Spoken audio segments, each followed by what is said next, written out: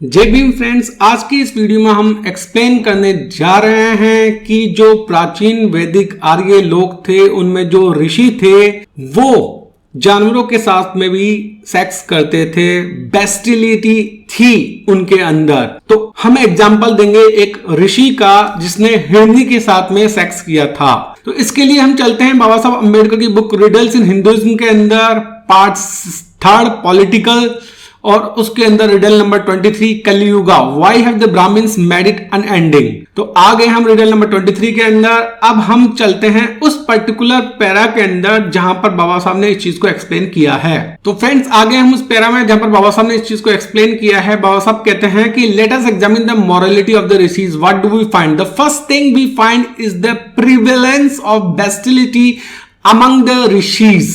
जो पहली चीज, मतलब 3-4 पॉइंट बताए, उनमें जो पहली चीज है वो है बेस्टिलिटी अमंग द ऋषिज, मतलब जानवरों के साथ में सेक्स करना। Take the case of rishi called Vibhandaka.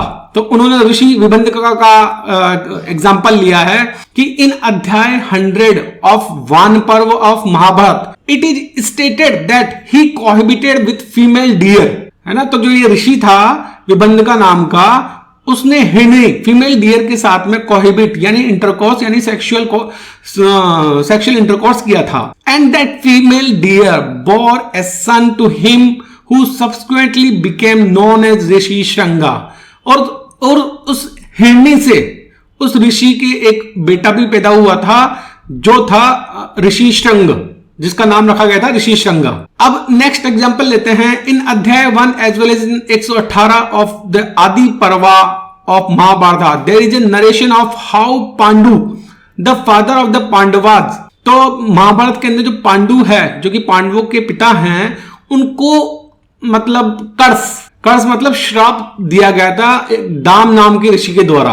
तो जो ऋषि व्यास है वो बोलते हैं कि एक बार जो ऋषि दाम है वो जंगल में एक हिरनी के साथ में सेक्सुअल इंटरकोर्स में एंगेज थे। उसी दौरान पांडु ने तीर चलाकर उस ऋषि को मार दिया। लेकिन उस ऋषि ने मरने से पहले पांडु को श्राप दिया कि जब भी वो अपनी वाइफ के पास में जाएगा इंटरकोर्स करने के लिए, तब वो मर जाएगा इंस्टेंटली। ठीक है, ऐसा श्राप दिया उसने पांडु को। तो अब यहां पर ये 2 एग्जांपल से, एक तो ऋषि दामा और एक ये ऋषि विबंधका, इन दोनों के एग्जांपल से हमें पता लगता है कि दोनों एग्जांपल्स में ये दोनों ऋषि हिरनी के साथ में सेक्स करते हुए पाए गए।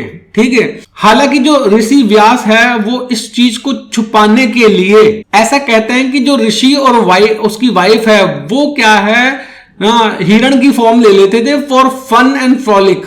फन मतलब फन मस्ती करने के लिए ऋषि और उसकी वाइफ डियर हिरण का फॉर्म ले लेते थे। ठीक है, other instances of bestiality by the rishis it will not be difficult.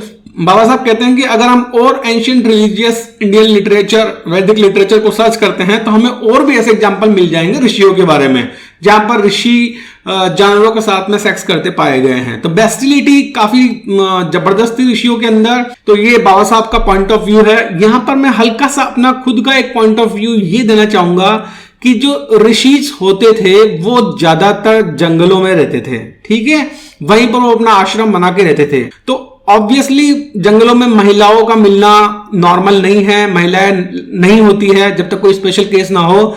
तो अब ऋषि भी है तो पुरुष ही, बायोलॉजिकली ह्यूमन बीइंग है। ठीक है, वो कितना ही कंट्रोल कर ले, कुछ भी कर ले, लेकिन है तो ह्यूमन बीइंग ही है।